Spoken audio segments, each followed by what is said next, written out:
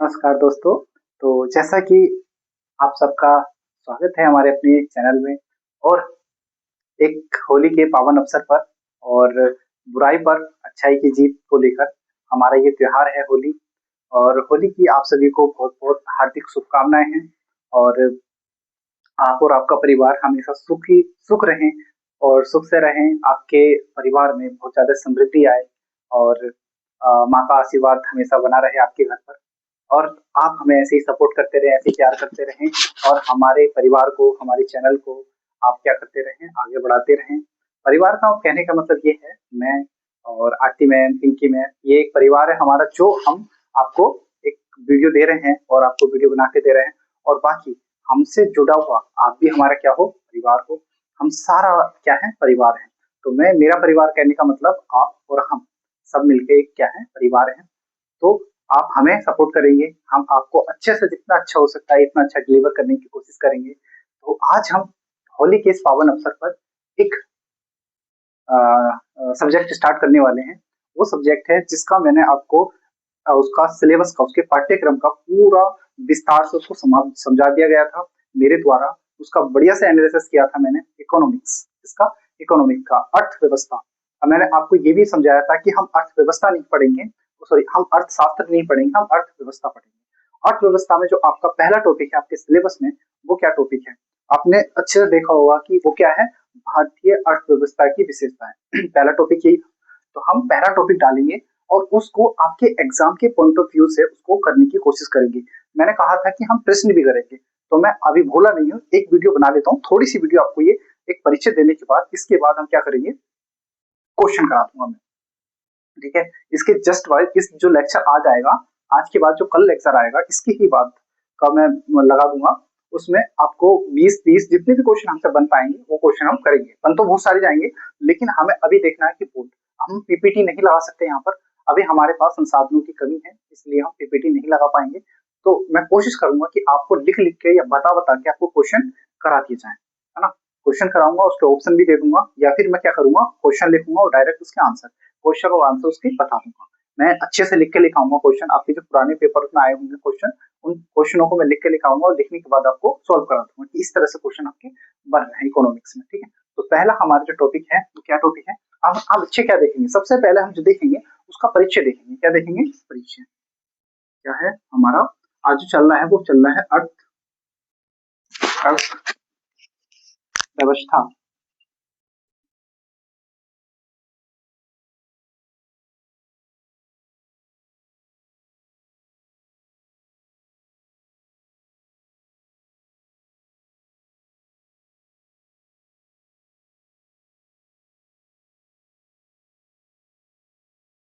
अर्थव्यवस्था।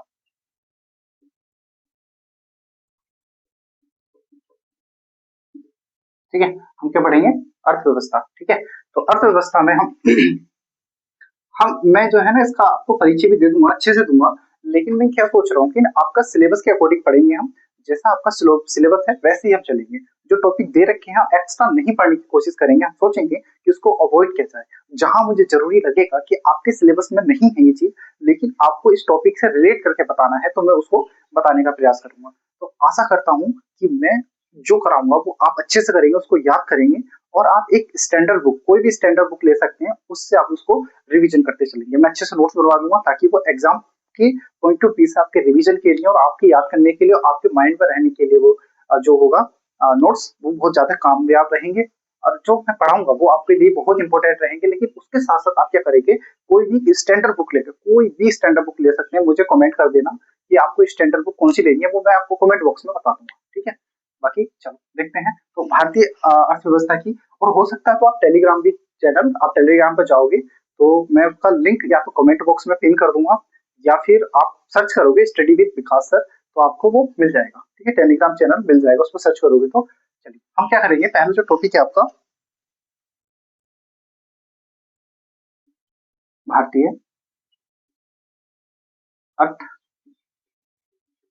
अर्थव्यवस्था की विशेषता। ये आपका पहला टॉपिक है इकोनॉमिक्स में। ठीक है, क्या है, पहला टॉपिक। अब इसमें ना इसके हम डायमेंशन देखेंगे, कैसे कैसे डायमेंशन देखेंगे। सबसे पहले जो पढ़ेंगे हम इसका परिचय पढ़ेंगे। क्या पढ़ेंगे, परिचय, है ना। सबसे पहले हम देखेंगे ए पॉइंट में हम देखेगा परिचय, सबसे पहले हम परिचय देखेंगे।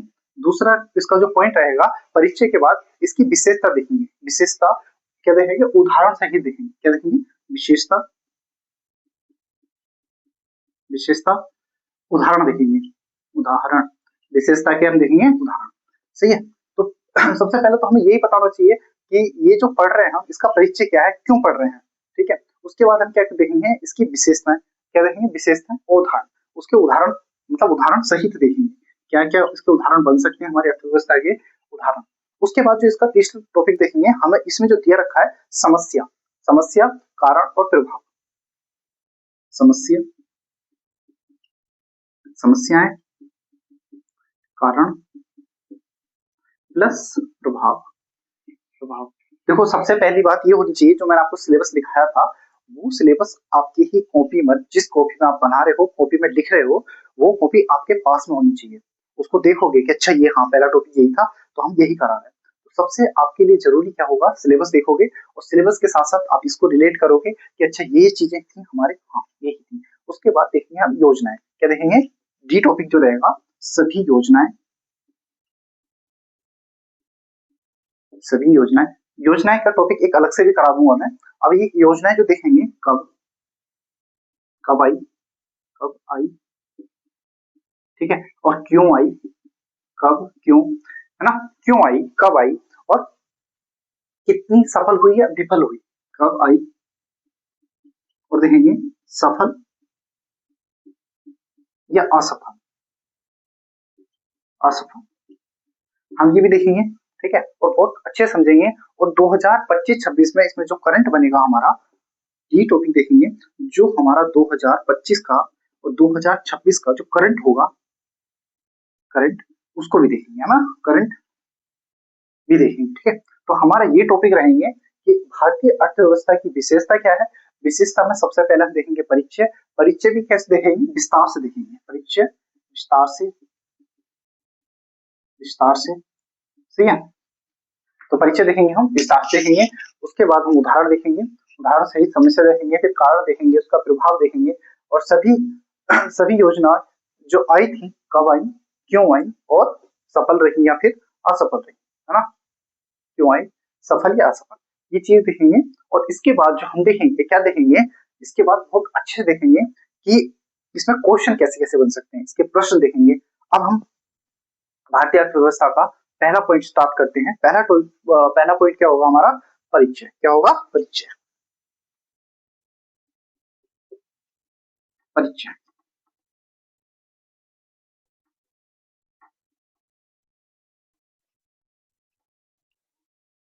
ठीक है। पहला टॉपिक होगा हमारा परिचय होगा,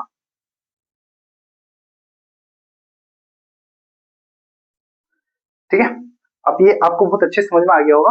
तो देखो दोस्तों, सबसे पहले हम समझेंगे, क्या समझेंगे, सबसे पहले हम समझेंगे कि अर्थव्यवस्था क्या है। अर्थव्यवस्था क्या है, तो क्या करेंगे, अर्थव्यवस्था क्या है, अर्थव्यवस्था क्या है, ठीक है। तो दोस्तों हमारे लिए सबसे ज्यादा इंपॉर्टेंट यही होगा कि अब सबसे पहले ये पता होना चाहिए कि अर्थव्यवस्था क्या है, ठीक है। अर्थव्यवस्था देखो, इसको हम सिंपल में लिखेंगे, अर्थव्यवस्था वह प्रणाली है। क्या होगा, इसमें हम लिखेंगे, हम नए नए लाइन से, अर्थव्यवस्था, अर्थव्यवस्था, अर्थव्यवस्था वह प्रणाली है, वह प्रणाली है, सी। अब कौन सी प्रणाली होगी, अर्थव्यवस्था में क्या क्या चीजें होंगी, है ना, हम पॉइंटों में देखेंगे। देखो सबसे पहले हमारा होना चाहिए अर्थव्यवस्था में, सबसे पहले उत्पादन होता है। क्या आता है, सबसे पहले होता है उत्पादन, ठीक है। अब उत्पादन को समझने के लिए हमें समझना पड़ेगा उत्पादन क्या, उत्पादन कैसे होता है। हमें उत्पादन के लिए, देखो उत्पादन जो होता है या तो नेचुरल होगा या फिर कृत्रिम उत्पादन होगा। नेचुरल उत्पादन क्या होगा, जैसे कि हमारी किसानी हो गई, किसानी या फिर किसान से जो हमें जमीन से जो मिलता है वो नेचुरल होता है। नेचुरल का मतलब जैसे कि धान, गेहूं, इन सारी चीजों का क्या होगा, उत्पादन होगा। अच्छा खनिज, हमें कैसे मिलते हैं, नेचुरल होते हैं खनिज भी, और उसके साथ साथ जैसे हमें मिलता है जैसे प्राकृतिक में, और क्या होगा, लकड़ियां हमारी प्राकृतिक में आ जाती हैं, खनिज हमारे आ जाते हैं, जो खाने योग्य चीजें वो सारी की सारी कैसे में आ जाती हैं, प्राकृतिक में आ जाती हैं। अच्छा, कृत्रिम में कैसे होगा, कृत्रिम कृत्रिम हम कभी कभी देखा होगा कृत्रिम वर्षा कराते हैं, कृत्रिम हम कोई चीज बनाते हैं जैसे कि फाइबर वगैरह, वो चीजें हम क्या बनाते हैं, कृत्रिम बनाते हैं। तो उत्पादन के भी हमारे क्या क्या होते हैं, या तो फिर इंडस्ट्री में होगा या फिर खेत में उत्पादित होगा। तो सबसे पहले अर्थव्यवस्था के लिए उत्पादन चाहिए, जब उत्पादन आ जाएगा तो उसके साथ साथ तुम्हें चाहिए वितरण, क्या चाहिए, वितरण। तो ये बस हम सिंपल में समझ रहे हैं कि अर्थव्यवस्था वह प्रणाली है जिसमें उत्पादन हो, जिसमें वितरण हो। अब वितरण होगा तो उपभोग होगा, उपभोग, है ना। वितरण का मतलब क्या होता है, वितरण का मतलब होता है उसको डिस्ट्रीब्यूशन, क्या होता है, डिस्ट्रीब्यूशन। उत्पादन का मतलब होता है प्रोडक्शन, कितना प्रोड्यूस हो रहा है, कितना आप प्रोड्यूस करते हैं, है ना, प्रोडक्शन इसको बोलते हैं, प्रोडक्शन इसको बोलते हैं, क्या बोलते हैं, डिस्ट्रीब्यूशन। और उपभोग को क्या कहते हैं, जो हम कंज्यूम कर रहे हैं, क्या कर रहे हैं, कंज्यूम कर रहे हैं, है ना, कंजप्शन इसको बोलते हैं, कंजप्शन। तो अर्थव्यवस्था, अर्थव्यवस्था वह प्रणाली है जिसमें उत्पादन हो, वितरण हो, उपभोग हो, ऐसा होगा। और भारत की अर्थव्यवस्था को अगर भारत की अर्थव्यवस्था समझनी है तो भारत की अर्थव्यवस्था को हम कैसे समझ सकते हैं, हम कैसे समझते हैं भारतीय अर्थव्यवस्था को, कैसे समझते हैं। देखो, हम सबसे पहले देखेंगे जो भारत था ना, भारत, भारत स्वतंत्रता के समय एक गरीब देश था। हमारे देश को अंग्रेजों ने इतना लूटा, इतना लूटा, हमारे देश की जितनी भी प्राकृतिक चीजें थी वो अपने देश ले गए, है ना। प्राकृतिक चीज को अपने देश लेके हमें क्या बना दिया, गरीब बना दिया। उसके बाद हमारी जो अर्थव्यवस्था थी वो कृषि आधारित थी, हमारे यहाँ पर इंडस्ट्री नहीं थी, इंडस्ट्री अंग्रेजों ने अपने यहाँ पर लगा दी सारी की सारी, और हमारे यहाँ का कच्चा माल, रॉ मटेरियल ले जाके अपने देश में लगा देते थे, है ना। हमें क्या बना दिया था उन्होंने, उपनिवेश बनाया, क्या बनाया, उपनिवेशिक, उपनिवेशिक बना के क्या करा, हमारा शोषण किया। हम हमको बिल्कुल शोषण से प्रभावित हो गए। प्रभावित होने के बाद जब हम 1947 में 15 अगस्त सन 1947 को जब हम आजाद हुए, हमारी अर्थव्यवस्था इतनी कमजोर थी, आजादी के समय पे इतनी कमजोर थी कि हम ठीक से चल भी नहीं पा रहे थे। हमारी अर्थव्यवस्था रेंग रही थी, रेंग। एक तो होती है अर्थव्यवस्था ऊपर जाना, एक शेप होता है ना, एक होता है वी शेप, है ना, एक होता है U shape, B shape, U shape. क्या होता है, देखो, अर्थव्यवस्था नीचे गिरी और नीचे गिरने के बाद एकदम उठ रही। एक होता है अर्थव्यवस्था नीचे गिरी गिरी गिरी गिरी और गिरती रही है और उठ रही है तो बहुत मुश्किल से उठ रही है। एक होती है के शेप अर्थव्यवस्था। हमारी अर्थव्यवस्था सीधी थी, लेकिन अमीर आदमी अमीर हो रहे हैं और गरीब आदमी गरीब हो रहे हैं। ये कोरोना के टाइम पे थी, है ना, कोविड के टाइम पर हमारी अर्थव्यवस्था कैसी हो गई थी, अमीर आदमी अमीर होते जा रहे थे, गरीब आदमी और गरीब होते जा रहे थे। तो ऐसी अर्थव्यवस्था होती है। लेकिन जब हम अंग्रेजी काल में देखते हैं, अंग्रेजों के काल में देखते हैं, तो हमारी अर्थव्यवस्था कैसी थी, इस तरह से।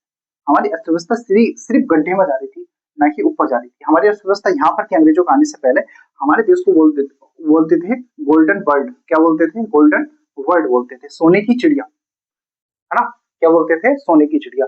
लेकिन अंग्रेजों के आने के बाद जब उन्होंने हमारे देश को उपनिवेश बनाया, उपनिवेश बनाने के बाद हमारी अर्थव्यवस्था गड्ढे में जाती चली गई, और गड्ढे में इतनी गई कि हम सही से चल भी नहीं पा रहे थे, चलना तो दूर, हम रेंग भी नहीं पा रहे थे। हमारी अर्थव्यवस्था को इतनी बुरी तरह अंग्रेजों ने तोड़ दिया था। तो इस चीज को हम लिखेंगे, भारत लिखेंगे हम, इसको मैं हटा देता हूँ, अब लिखेंगे, परीक्षा भी लिखना है, अच्छे से लिखते जाओ। अगर आपको ये समझ में नहीं आ रहा हो तो इसको हम और भी ज्यादा चेंज करेंगे। अभी हम विशेषता, आपका क्वेश्चन पूछा जाएगा भारत की अर्थव्यवस्था की विशेषता क्या है, तो हम वही समझने की कोशिश कर रहे हैं। हम चलो समझते हैं। भारत, भारत स्वतंत्रता कैसा था, भारत स्वतंत्रता के समय एक गरीब, भारत स्वतंत्रता के समय समय एक गरीब, हाँ, कैसा था, गरीब और कृषि आधारित, आधारित अर्थव्यवस्था था, अर्थव्यवस्था था, यह थी, हाँ। भारत कैसा देश था, गरीब था और कृषि आधारित, है ना, अर्थव्यवस्था थी। ऐसे लिखेंगे, कृषि और, कृषि और, कृषि और, कृषि और कैसा, सॉरी, कृषि आधारित, सॉरी गलत हो गया, कृषि आधारित अर्थव्यवस्था थी, कृषि आधारित अर्थव्यवस्था और औपनिवेशिक, औपनिवेशिक या उपनिवेशिक या उपनिवेशिक,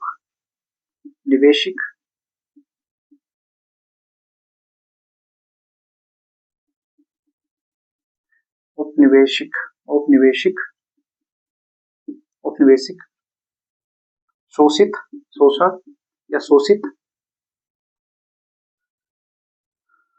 शोषण, शोषण, औपनिवेशिक, शोषण से, औपनिवेशिक, शोषण से, शोषण से प्रभावित, प्रभावित, प्रभावित अर्थव्यवस्था थी, अर्थव्यवस्था थी, है ना। हमारी जो अर्थव्यवस्था थी, है ना, भारत की जो अर्थव्यवस्था थी, भारत स्वतंत्रता के समय एक गरीब और कृषि आधारित अर्थव्यवस्था और उपनिवेशिक शोषण से प्रभावित अर्थव्यवस्था थी। और क्या हुआ 1947, नेक्स्ट डेट लिखेंगे 1947, 1947 में, अच्छा 1947 में क्या हुआ था हमारे 1947 में आजादी के टाइम तक आते आते 1947 में हमारी अर्थव्यवस्था, हमारी मतलब भारत की, हमारी अर्थव्यवस्था, अर्थव्यवस्था बहुत कमजोर थी, बहुत कमजोर थी, बहुत कमजोर हो गई थी। अब 1947 में हमारी अर्थव्यवस्था क्या हो गया, हमारी मतलब भारत की अर्थव्यवस्था बहुत कमजोर थी। अब इसको हम समझते हैं, देखो आज जो है ना, आज के परिप्रेक्ष्य में देखते हैं, आज भारत दुनिया की कितने नंबर की अर्थव्यवस्था आती है, 5वें नंबर की, हाँ कितने नंबर की, 5वें नंबर की भारत की। आज देखिए तो आज भारत जो है 5वीं सबसे बड़ी अर्थव्यवस्था है, लेकिन अभी भी हम दुनिया में विकासशील देश में आते हैं, ना कि विकसित देशों में आते हैं। हमारा राष्ट्र आज डेवलपिंग नेशन है, कैसा नेशन है, डेवलपिंग, ना कि डेवलप्ड। हाँ, हमें इस बात की खुशी है कि हम अंडर डेवलपिंग नहीं है ना, अल्प विकसित नहीं है। हमें इस बात की खुशी है कि हम कम से कम अल्प विकसित तो नहीं है, लेकिन हम विकसित होने के रास्ते पे चल रहे हैं, है ना। हम अल्प विकसित से ऊपर उठ चुके हैं, लेकिन डेवलप्ड जो विकसित हैं, विकसित देशों से थोड़ा सा नीचे हैं। हम थोड़ा और हम अपने देश को थोड़ा सा बूम करेंगे, शायद हम 5वीं से अर्थव्यवस्था से एक पहली, दूसरी, तीसरी अर्थव्यवस्था बन सकते हैं। लेकिन उसके लिए हमें बहुत मेहनत करनी की आवश्यकता है, हमें बहुत सारी चीजों को पीछे छोड़ना पड़ेगा। हमारे यहाँ पर हमारे जैसे कि हम जब पॉलिटी पढ़ रहे थे, पॉलिटी का संविधान, हाँ वो पॉलिटी में, सॉरी, हाँ हाँ पॉलिटी में जब आपसे सिलेबस डिस्कस कर रहा था, तो हमने क्या देखा था, हमने मूल कर्तव्य देखे थे। मूल कर्तव्य में एक कर्तव्य ऐसा था जो हमें क्या करना है, साइंटिफिक टेम्परामेंट, किसकी बात करता है, साइंटिफिक टेम्परामेंट स्थापित करने की बात करता है। तो हमें सबसे पहले हमारे देश को कैसा बनाना है, साइंटिफिक बनाना है, ताकि हम ये सोच सकें कि हमारा देश एक साइंटिफिक टेम्परामेंट की स्थापना करना चाहता है। हम टेक्नोलॉजी में ज्यादा ऊपर जाने चाहिए ना कि हम किसी चीज में, देखो मंदिर मस्जिद के मुद्दे वो अलग है, वो धार्मिक है, उस पर सरकारों को ध्यान देना चाहिए, लेकिन इतना नहीं देना चाहिए जितना ध्यान हम टेक्निकल पे देना चाहिए, है ना। टेक्नोलॉजी पे ज्यादा ध्यान देना चाहिए, वैज्ञानिक तकनीक पे ज्यादा ध्यान देना चाहिए भारतीय सरकार को। बाकी देखिए, अभी हम इकोनॉमी पढ़ रहे हैं, तो इकोनॉमी को इतने अच्छे से समझेंगे। अभी देखो क्या हुआ, अब मैं टेक्निकल की बात क्यों कर रहा हूँ, टेक्नोलॉजी की बात क्यों करता हूँ। हमारे देश में एक एआई समिट हुआ था। एआई समिट में एक हमारे देश की एक यूनिवर्सिटी की, जिसको बोलते हैं गलगोटिया यूनिवर्सिटी, उस यूनिवर्सिटी में हमारे यहाँ पर एआई समिट में क्या क्या सबमिट करा, उन्होंने एक डॉग लेकर आए थे, रोबोट डॉग लेकर आए, कहाँ से, चाइना से लेकर आए, उसको चाइना से खरीदा, और खरीद के लाने के बाद एआई समिट में उसको सबमिट कर दिया कि ये हमारे द्वारा बनाया गया है। इस चीज का फैक्ट चेक करके चाइना ने बताया कि ये किसका डॉग है, हमारा डॉग है, ना कि इंडिया का, ना कि गलगोटिया यूनिवर्सिटी का। अब इसमें गलगोटिया यूनिवर्सिटी का ही नाम खराब नहीं हुआ है, इसमें पूरे देश की साख को चोट पहुंची है। तो इन चीजों से भी हमें बचना चाहिए, और इन चीजों को ध्यान में रख के हमें अच्छे से काम करना चाहिए, ध्यान से काम करना चाहिए, और अच्छे अपने देश को आगे ले जाने के लिए हमारे देश के हर एक बच्चे से लेके बूढ़े तक की सबकी जिम्मेदारी है कि वो अपने देश के लिए लड़े, अपने देश के लिए हमेशा आगे खड़े रहें, है ना। चलो नेक्स्ट देखते हैं। अब हम ये चीज देख लें, अब हम एक पॉइंट और लिख लेंगे, आज भारत,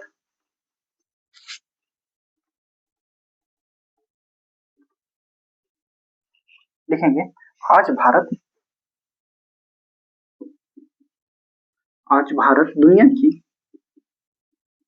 दुनिया की पांचवी पांचवी सबसे बड़ी अर्थव्यवस्था है।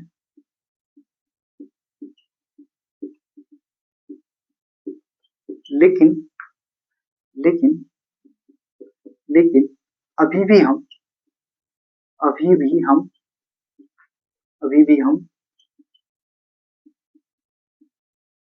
विकसित देश नहीं है। विकसित देश नहीं है। नहीं है। भारत भारत भारत अभी विकासशील विकासशील देशों में विकासशील देशों में आता है। हम कैसे हैं? डेवलपिंग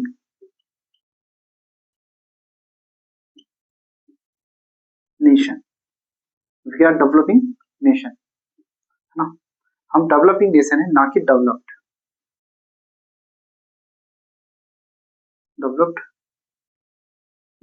नेशन नहीं है।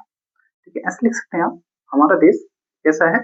डेवलपिंग है, ना कि डेवलप्ड है। तो हमारा जो देश की अर्थव्यवस्था है वो कितने नंबर पर आती है? 5वें नंबर पर आती है। भारत की अर्थव्यवस्था 5वें नंबर पर आती है।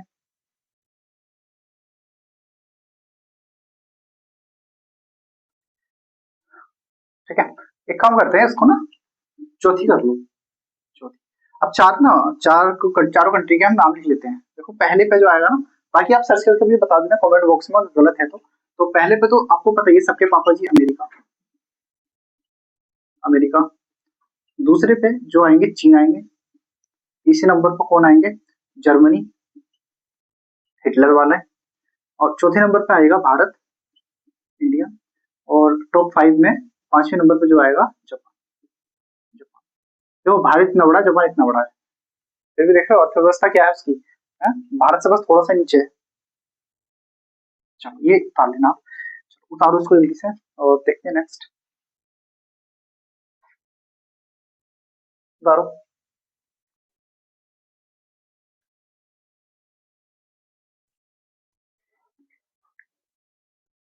हो गया? चलो नेक्स्ट देखते हैं। अब हम देखेंगे चरण।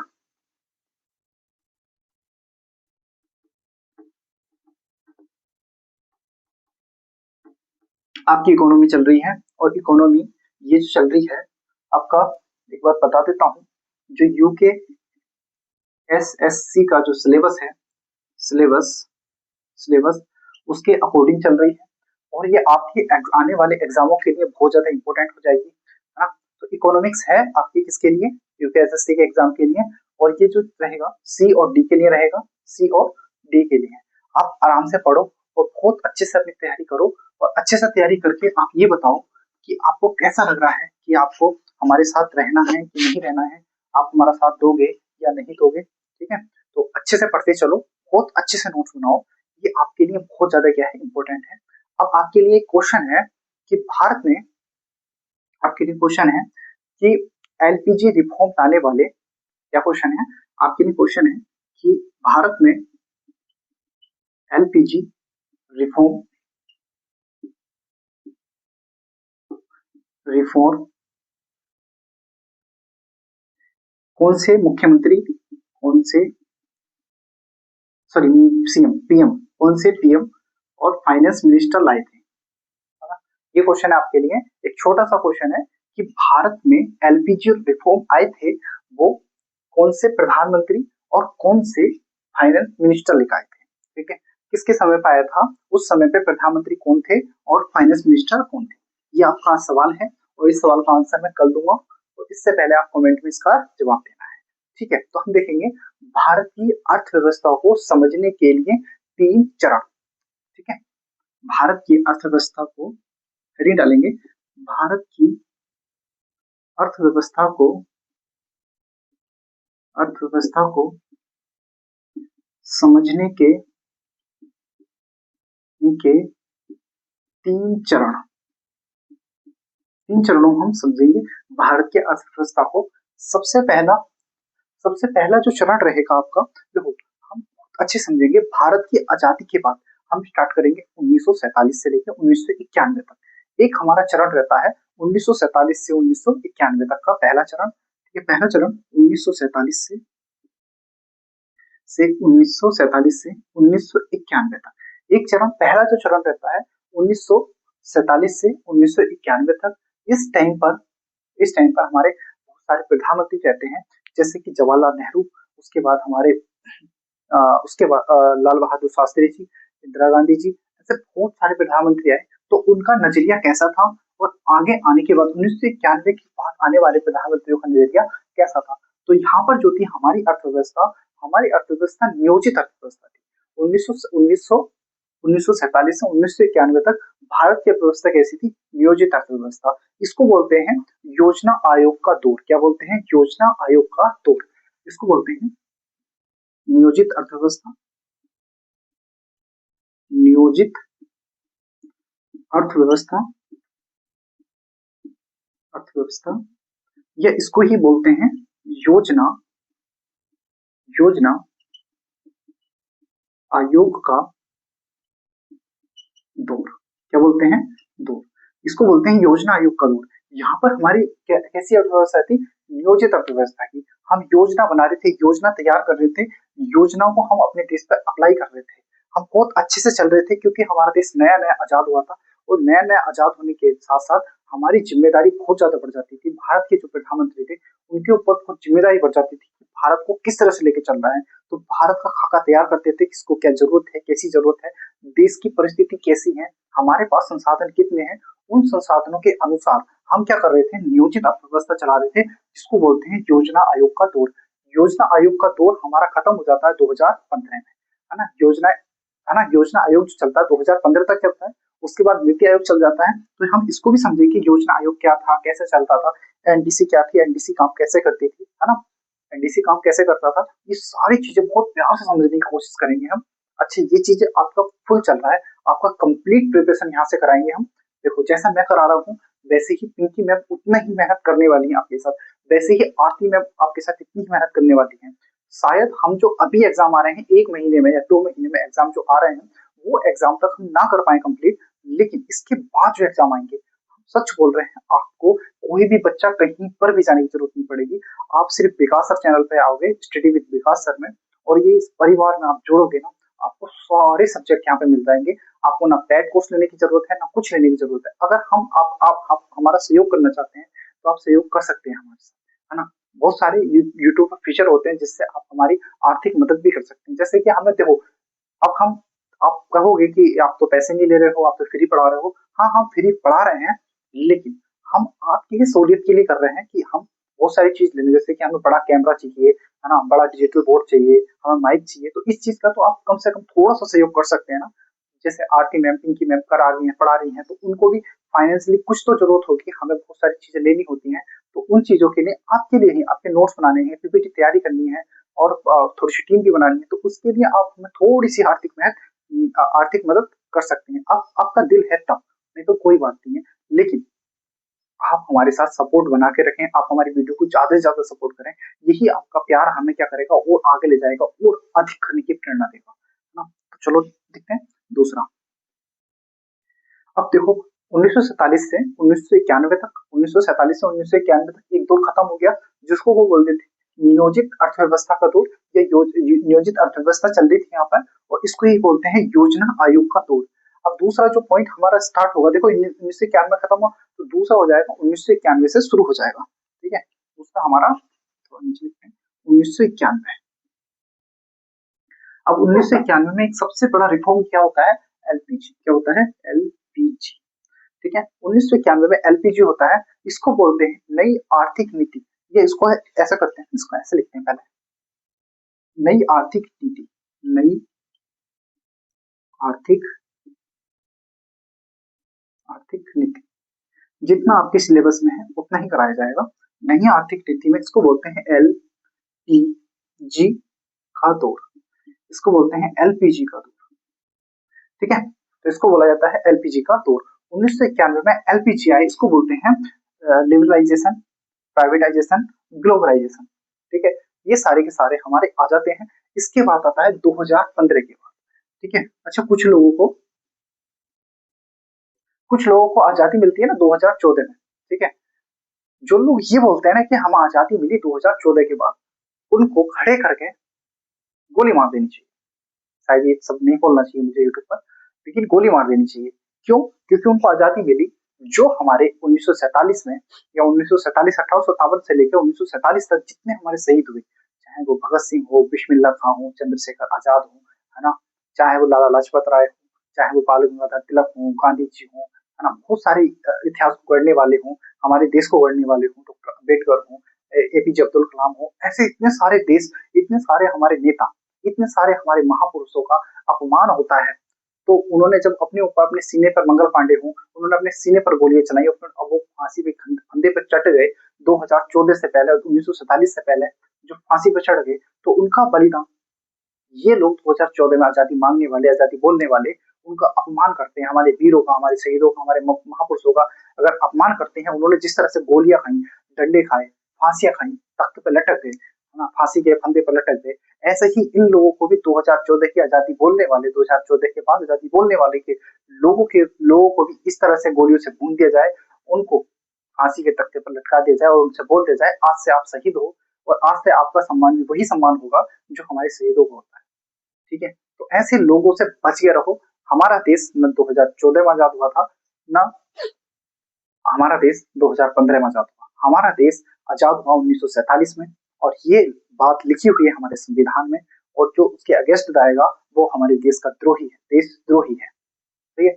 उससे पहले हमारे जितने भी महापुरुष थे उनका सम्मान करो, कम से कम उनकी तो बेइज्जती ना करो। आपकी मानसिकता, आपके आइडियोलॉजी, आपके विचार अलग हो सकते हैं, कांग्रेस अलग हो सकती है, बीजेपी अलग हो सकती है, किसी की भी कोई सी भी पार्टी है, उनके विचार अलग हो सकते हैं, लेकिन सब कहीं ना कहीं भारत के लिए लड़ते हैं, भारत के लिए मरते हैं, भारत के लिए जीते हैं, भारत की जनता के लिए करते हैं।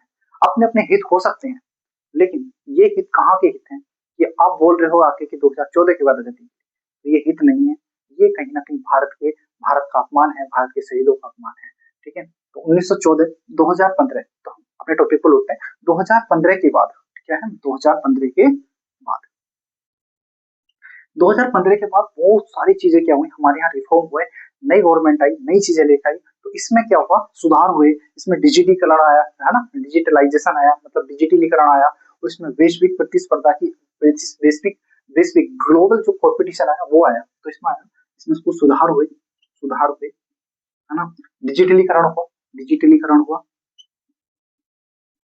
डिजिटलीकरण हुआ। एक दूसरा वैश्विक प्रतिस्पर्धा आई, वैश्विक वैश्विक प्रतिस्पर्धा, है ना। देखो, कंपटीशन आ गया 2014 के बाद हमारे यहाँ पर। 2015 के बाद देखा होगा एक तरह से नेट में भी बूम हुआ। जो हमारा इंटरनेट होता है, इंटरनेट की जो चीजें होती हैं, वो हमारे यहाँ पर बहुत तेजी से बढ़ी। हमारे यहाँ फोन, हमारे यहाँ लैपटॉप, बहुत सारी चीजें एकदम गाँव गाँव तक पहुंचने लगी। आज मैं वीडियो बना रहा हूँ तो कहीं ना कहीं डिजिटलीकरण का ही दौर है, जो मैं आपके सामने खड़ा हूँ और आपके सामने बोल रहा हूँ। मेरी पूरी टीम जो आपके सामने ये वीडियो बना रही है, वो कहीं ना कहीं किसका दौर है, डिजिटलीकरण का दौर है। डिजिटलीकरण ने बहुत सारी चीजों को क्या करा था, सिंपल बना दिया, बहुत सारी चीजों को सिंपल बनाया, बहुत सारी चीजों को हमारे सामने परोसने का काम करा बहुत आसानी से। हम पूरी दुनिया से क्या कर रहे हैं, जुड़ रहे हैं आज डिजिटलीकरण में। वैश्वीकरण प्रतिस्पर्धा, जैसे कि कोई प्रोडक्ट हमारे देश में बना और वो पूरे विश्व में क्या हो रहा है, जा रहा है। ऐसा नहीं था कि 2015 के बाद ही शुरू हुआ, ये चीजें पहले भी चल रही थी, लेकिन जब हमारे यहाँ पर एलपीजी एलपीजी से पहले भी एलपीजी था। एलपीजी दो है, आपसे समझाता हूँ मैं। 1991 से पहले एलपीजी था, एलपीजी 1991 के बाद जो एलपीजी था, हम दोनों को देखते हैं। ये था लाइसेंसिंग परमिट कोटा, ठीक है, एलपीक्यू था, सॉरी, एलपीक्यू पहला था, एलपीक्यू लाइसेंसिंग परमिट कोटा। क्या था, लाइसेंसिंग परमिट कोटा। आपको लाइसेंस लेना पड़ेगा, परमिट बनाना पड़ेगा, उसके बाद कोटा डिसाइड करना पड़ेगा कि आप कितना कोटा, मतलब कोटे का मतलब हो गया आप कितनी वस्तुएं बना सकते हो। देखो, जैसे कि मैंने एक साइकिल की दुकान खोली, एक मेरी साइकिल है, मैंने एक साइकिल की शॉप खोल ली। अब मैं गवर्नमेंट से लाइसेंस सबसे पहले लूंगा, लाइसेंस गवर्नमेंट देगी लाइसेंस, तो आप दुकान खोल सकते हो। चलो साइकिल भी छोड़ो, साइकिल बड़ी चीज हो गई, आप ऐसा करते हैं परचूनी की दुकान मान लेते हैं। एक मैंने परचून की जनरल स्टोर खोला, तो जनरल स्टोर खोलने के लिए आपको लाइसेंस लेना पड़ेगा। जब आपको लाइसेंस मिल जाएगा तो उसके बाद उसकी परमिशन मतलब परमिट लेनी पड़ेगी कि परमिट आप दुकान चला पाओगे कि नहीं चला पाओगे। लाइसेंस तो है आपके पास, ठीक है, लेकिन परमिट भी लोगे। अब ठीक है, परमिट हो गया। अब उसके बाद दूसरा होगा कोटा। आपको कोटा डिसाइड करना पड़ेगा कि आप कितना सामान बेच सकते हो, कितना सामान ला सकते हो, कितना सामान बना सकते हो। तो तीन चीजें हमारी हो जाती हैं। और आप अगर विदेश से व्यापार करना होता था तो विदेश से कोई भी प्राइवेट व्यक्ति व्यापार नहीं कर सकता था। कोई भी प्राइवेट व्यक्ति भी सामान लाना और ले जाना नहीं कर सकता था विदेश से। वो कौन करता था? थोड़ा बहुत जो भी होता था वो करती थी गवर्नमेंट। गवर्नमेंट टू गवर्नमेंट ही हमारे यहाँ पर क्या होता था, व्यापार का इम्पोर्ट और एक्सपोर्ट होता था हमारे यहाँ पर। इस एलपीक्यू में मतलब 1991 से पहले। एलपीजी में क्या हुआ? एलपीजी में बहुत सारी चीजें आ गई, जैसे इसको बोलते हैं लिबरलाइजेशन। हमारा क्या हुआ, आप कोई भी दुकान खोल सकता है, लिबरलाइजेशन। लाइसेंस की जरूरत नहीं है, दुकान खोलो, कोई दिक्कत नहीं। Liberalisation, privatisation. अब गवर्नमेंट की जरूरत नहीं है, आप प्राइवेट कर लो, कोई दिक्कत नहीं, आप प्राइवेट कर लो। क्या कर लो? प्राइवेट कर लो। आप अपनी चीजें आप प्राइवेट के तौर पर भी आप विदेशों से क्या कर सकते हैं, व्यापार कर सकते हैं। उसके बाद तीसरा हो गया हमारा ग्लोबलाइजेशन। आप पूरी दुनिया से व्यापार करो, पूरी दुनिया में जाओ घूमो, जो भी मर्जी पूरी दुनिया से कर सकते हैं। तो ये चीजें देखो, अब इन चीजों को लाने के पीछे भी आईएमएफ का बहुत बड़ा हाथ था। आईएमएफ, ठीक है, आईएमएफ का बहुत बड़ा रोल था इसके लिए भी कि आप अपने देश में क्या करोगे, प्राइवेट को भी बढ़ावा दोगे। कहीं ना कहीं वो पूंजीवादी देशों के ऊपर हमारे हमारे ऊपर थोपी गई व्यवस्था थी ना। हमारे पूंजीवादी देशों के द्वारा हमारे ऊपर थोपी गई व्यवस्था भी एलपीजी कह सकते हैं हम इसको।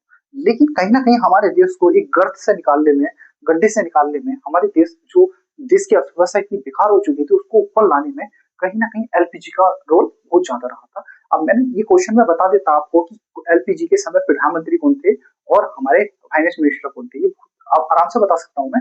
लेकिन ये क्वेश्चन आपके लिए है, आप बताओगे। तब हमने बहुत अच्छे से एक टॉपिक खत्म कर लिया है।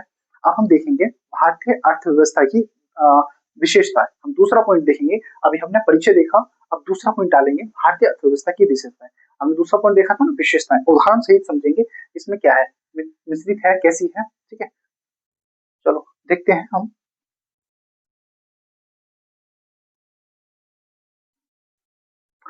ठीक है, उतार लिया होगा आपने और आपको समझ में भी आ रहा होगा।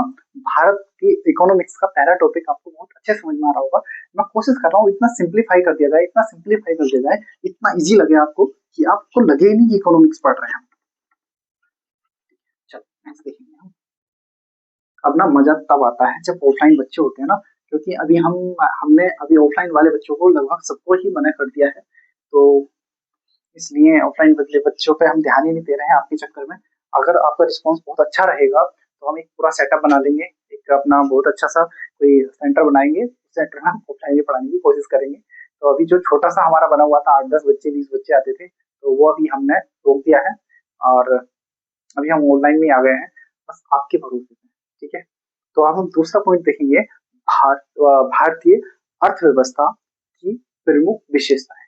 दूसरा पॉइंट देखेंगे, एक ये हो गया बी, भारतीय अर्थव्यवस्था की प्रमुख विशेषताएं।